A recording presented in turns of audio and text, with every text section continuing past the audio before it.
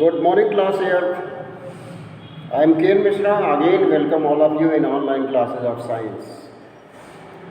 Students, at present we are studying chemical effect of electric current.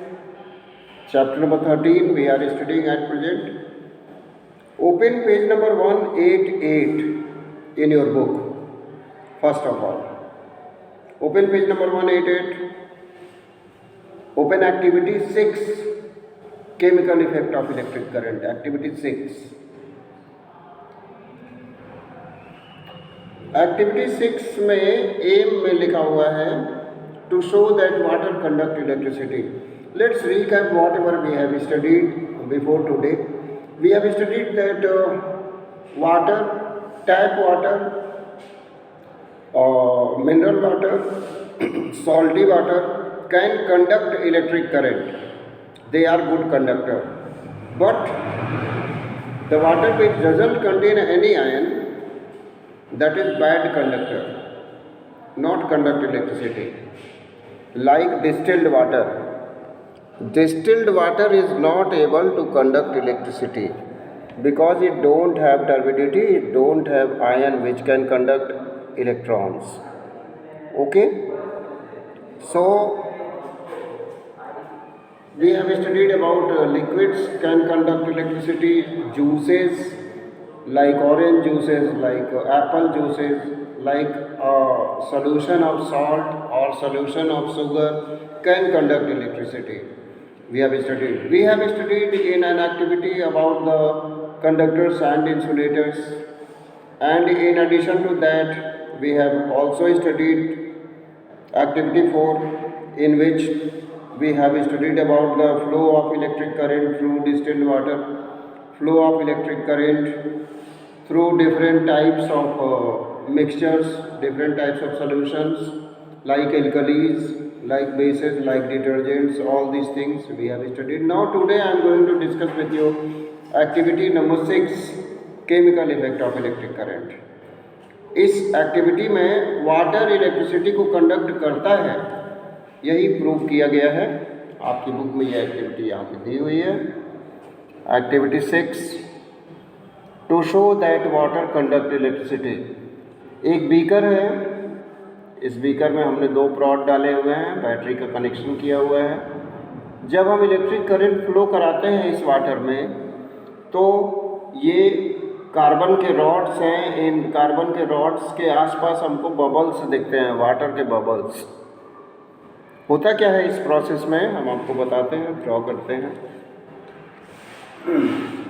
एक हमने beaker लिया है इस एक्टिविटी 6 में. Activity 6,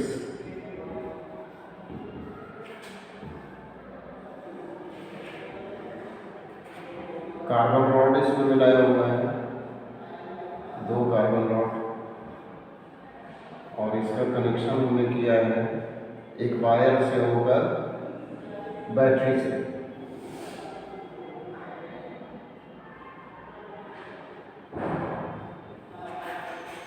No doubt this beaker contains water.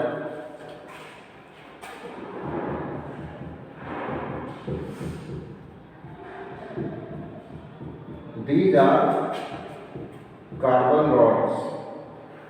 Carbon rods. This is battery.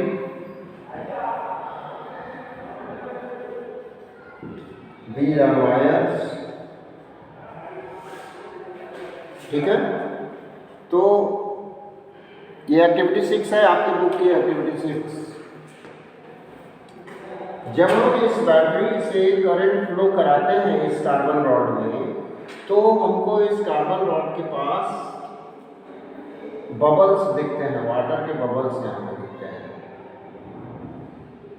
यहाँ पे भी हमको बबल्स दिखते हैं. ये बबल्स क्या हैं? ये हाइड्रोजन के आयन्स हैं. इस रिएक्शन में chemical effect of electric current हम लोग पढ़ रहे हैं ना. अभी कल किसी बच्चे ने हमसे पूछा था कि sir magnetic effect of electric current क्या होता है, तो वो मैग्नेटिक इफेक्ट भी हम आपको बताएंगे अभी. इसमें कौन सा प्रोसेस हो रहा है, ये हम इलेक्ट्रिक करंट का केमिकल इफेक्ट देख रहे हैं. Whenever we pass the electricity in these carbon rods, then some bubbles can be seen. These bubbles are of hydrogen ions and oxygen also. What this beaker contain? This beaker contain water.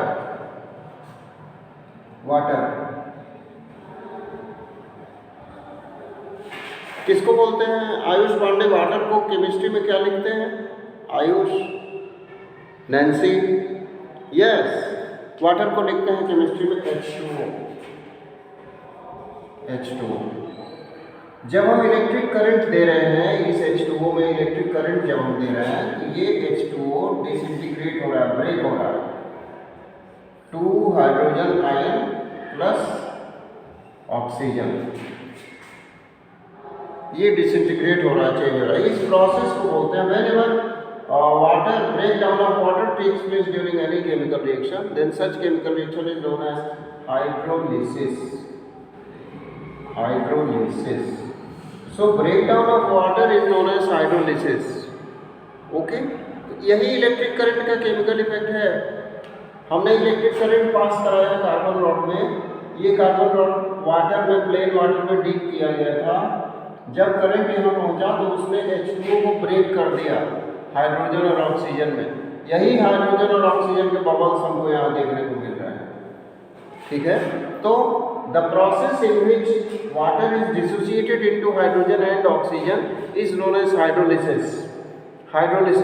Since this hydrolysis in this activity takes place with the help of electric current, so this process is also known as electrolysis.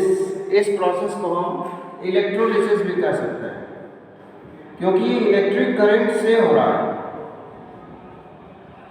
Electric current pass कराने से हो रहा है ना ये H2O का dissociation, तो इसलिए हम इस प्रोसेस को इलेक्ट्रोलिसिस भी कह सकते हैं. यही एक्टिविटी 6 में दी हुई है. आप इस एक्टिविटी को जरूर पढ़ेंगे. इसके बाद एक और एक्टिविटी है केमिकल इफेक्ट ऑफ करंट देखने के लिए, एक्टिविटी 7 ऑन पेज नंबर 188. तो I am going to explain this activity also to study the chemical effect of current. इसमें 2 कॉपर की प्लेट चाहिए, copper sulphate solution, battery, beaker, copper wire. ये देखिए, open your book and read this activity. Activity 7 to study the chemical effect of current. इसमें भी है क्या किया गया है, 2 कॉपर के प्लेट लिए गए हैं और एक बीकर में कॉपर सल्फेट का सॉल्यूशन है. ठीक है, और बैटरी से इसको कनेक्ट किया गया है.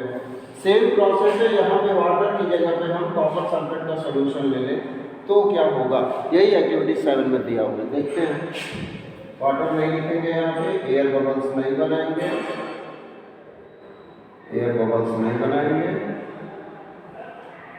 इसको हम यहाँ पे नोट कर दे रहे हैं, copper sulphate. This is copper sulphate solution. और ये कार्बन के रॉड्स नहीं है, ये कॉपर की प्लेट्स हैं, कॉपर प्लेट्स.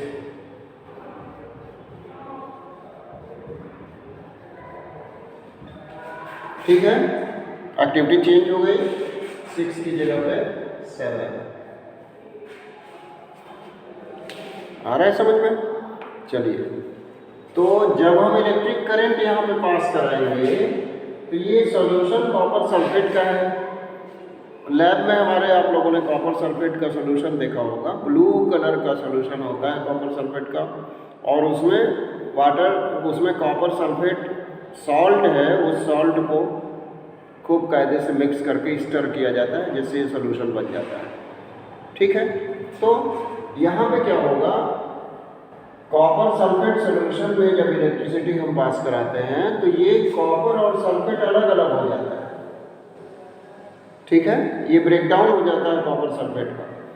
क्या लिखा हुआ है आपकी बुक में, you will see a fresh shiny reddish deposit of copper on the negative copper plate. ये प्लस और माइनस होते हैं. इस प्लेट को अगर हम माइनस मान लें, इसको हम अगर प्लस मान लें, पॉजिटिव नेगेटिव, तो जो नेगेटिव कॉपर है, ये नेगेटिव वाला, इस पे इस सोल्यूशन में से कॉपर निकल के डिपॉजिट हो जाएगा। इसको हम दूसरे तरीके से आपको समझाते हैं। Copper sulphate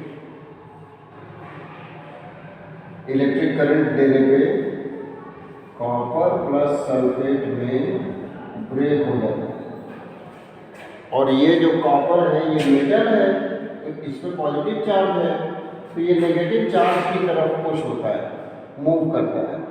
so the copper ion, जब किसी भी सब्सटेंस में पॉजिटिव या नेगेटिव चार्ज हो तो उसको आयन बोलते हैं, ION, ion. Whenever there is any charge, either positive or negative, on any metal, then we say to it ion. These ions are of two types, positive and negative, cation and anion. ठीक है जी, तो इनको हम cation anion बोलते हैं। यहाँ पे देखते हैं ये नेगेटिव पे क्यों जा रहा है, कॉपर पे पॉजिटिव चार्ज है तो ये नेगेटिव वाले कॉपर के प्लेट पे जाएगा, और सल्फेट पे माइनस चार्ज है तो सल्फेट पॉजिटिव वाले पार्ट पे जाएगा। पॉजिटिव हमेशा नेगेटिव की तरफ अट्रैक्ट होता है, नेगेटिव हमेशा पॉजिटिव की तरफ अट्रैक्ट होता है। आपके घर में जो वायरिंग हुई है उस वायरिंग में भी दो वायर्स लगे हुए हैं, एक रेड कलर का और एक ब्लैक कलर का। जो रेड कलर का वायर होता है उसमें वो पॉजिटिव का वायर है, और जो ब्लैक कलर का है वो अर्थिंग का वायर है, यानी कि नेगेटिव वायर है। ठीक है, आपकी टीवी में भी ऐसे ही दो all electrical appliances they are supplied with minimum 2 wires, positive wire and negative wire. तो ठीक ऐसे ही यहाँ पे भी positive copper plate, negative copper plate, positive copper plate हमने कॉपर सल्फेट के सोल्यूशन में रखा हुआ है। ओके, तो ये डिसइंटीग्रेट होगा, कॉपर मेटल है और पॉजिटिव चार्ज है तो ये नेगेटिव चार्ज वाले प्लेट की तरफ जाएगा, और ये कॉपर यहाँ पे डिपॉजिट हो जाएगा इस प्लेट में, और ज़्यादा फ्रेश कॉपर डिपॉजिट हो जाएगा। यही आपके 57 है। As written in your book, you will see a fresh, shiny, reddish deposit of copper on the negative copper plate. Weigh the plate, you will notice that the negative plate weighs more after passing the current. Where does this copper come from? देखिए, अगर हम इन दोनों plate का पहले ही वजन ले लें, electric current pass करने के पहले हमने इसका वेट ले लिया, तो पॉजिटिव कॉपर प्लेट का और नेगेटिव कॉपर प्लेट का वेट इक्वल था। फिर हमने इलेक्ट्रिक करंट पास कराया, इस पे कॉपर डिपॉजिट हो गया, फिर से इसका वेट हमने किया, अब इसका वेट अधिक होगा, इस वाली प्लेट का, नेगेटिव वाली प्लेट का अब अधिक होगा। क्यों? क्योंकि कॉपर डिपॉजिट हुआ है इस पे ना। अब ये कॉपर आया कहाँ से? यही आपकी बुक में लिखा हुआ है, from where this copper comes? This copper comes from copper sulphate solution. Okay, this copper comes from the solution in which we used to keep both rods, both plates, वहाँ से ये कॉपर आया है। Thus, when electric current is passed through certain liquid or solution that conduct electricity, chemical changes occur. जब हम electricity pass करते हैं किसी भी लिक्विड से, और वो लिक्विड इलेक्ट्रिसिटी का कंडक्टर हो, तो उस लिक्विड में केमिकल इफेक्ट हमको दिखाई देता है। This is called the chemical effect of electric current. Chemical effect समझ में आया? Ayush Pandey, Nancy Mishra, have you got the point what I want to say? Rajneesh Chaudhary, Rajneesh, understood? Okay, अब the chemical decomposition of a liquid or solution while passing an electric current is called electrolysis. अभी हमने आपको बताया है, इस प्रोसेस को इलेक्ट्रोलिसिस बोलते हैं। जब वाटर का डिसोसिएशन हो रहा हो तो उस प्रोसेस को हाइड्रोलिसिस बोलते हैं, और अगर ये हाइड्रोलिसिस इलेक्ट्रिक करंट से हो रहा है तब इस प्रोसेस को इलेक्ट्रोलिसिस बोलते हैं। और इलेक्ट्रोलिसिस प्रोसेस से इलेक्ट्रोप्लेटिंग की जाती है। इलेक्ट्रोप्लेटिंग क्या है? Electroplating, have you heard the name?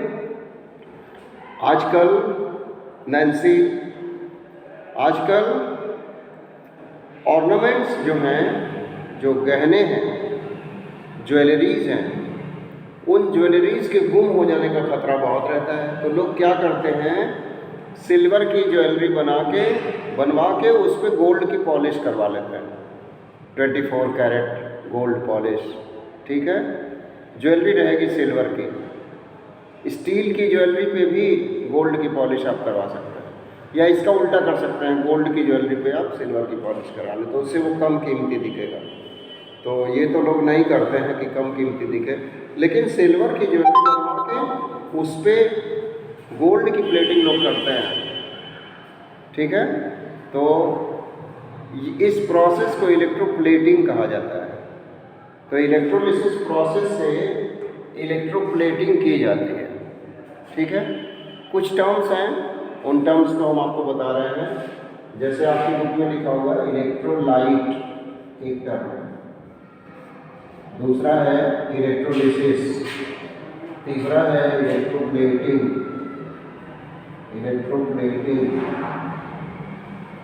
तो electroplating is a process in which one metal deposited over the another metal.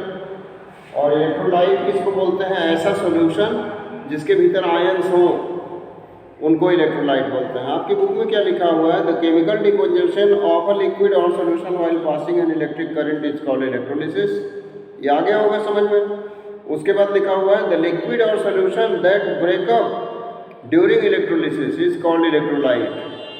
जो सॉल्यूशन ब्रेक हो रहा है उस सॉल्यूशन को इलेक्ट्रोलाइट कहेंगे। यानी कि यहाँ पे कॉपर सल्फेट का सॉल्यूशन ब्रेक हो रहा है, कॉपर अलग और सल्फेट अलग, तो इस सॉल्यूशन को हम कहेंगे इलेक्ट्रोलिटिक सॉल्यूशन या electrolyte.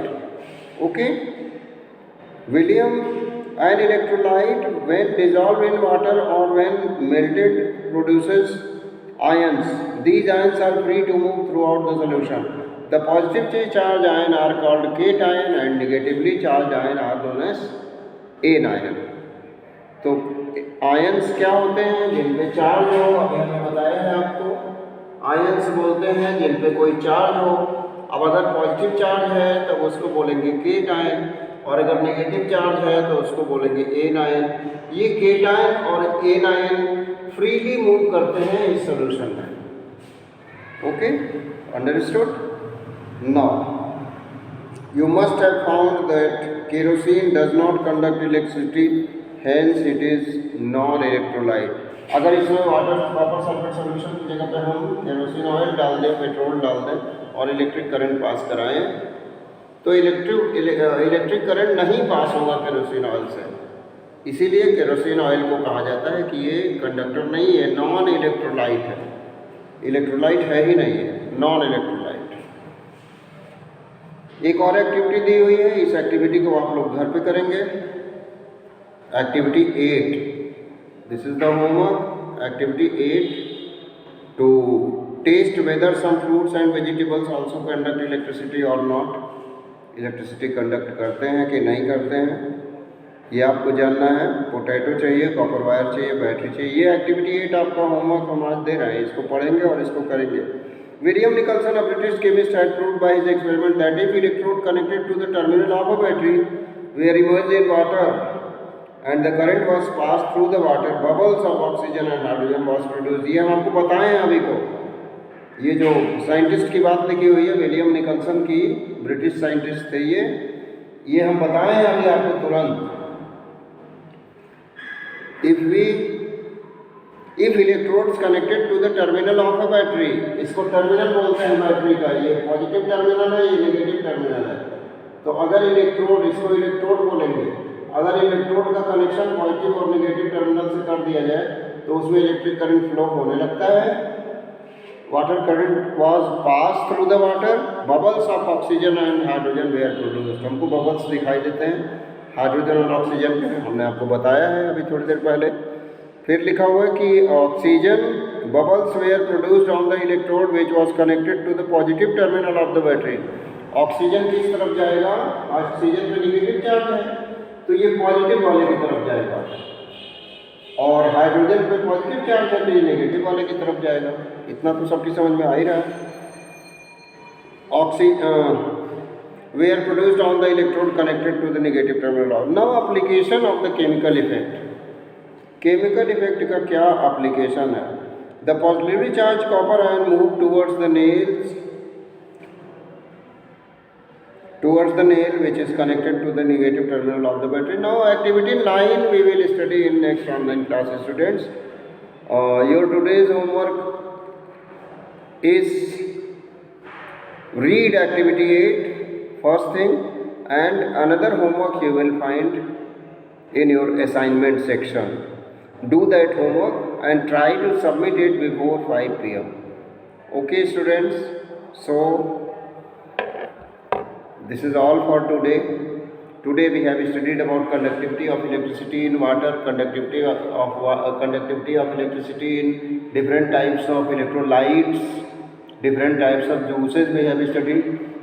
We have studied about the dissociation of water, the process of hydrolysis. We have studied about the dissociation of copper sulfate by an activity. We have studied this.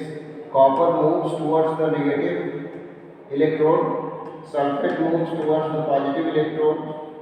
ये सब हम लोगों ने देखा. And now in next and final teaching video of this chapter we will study in next online video.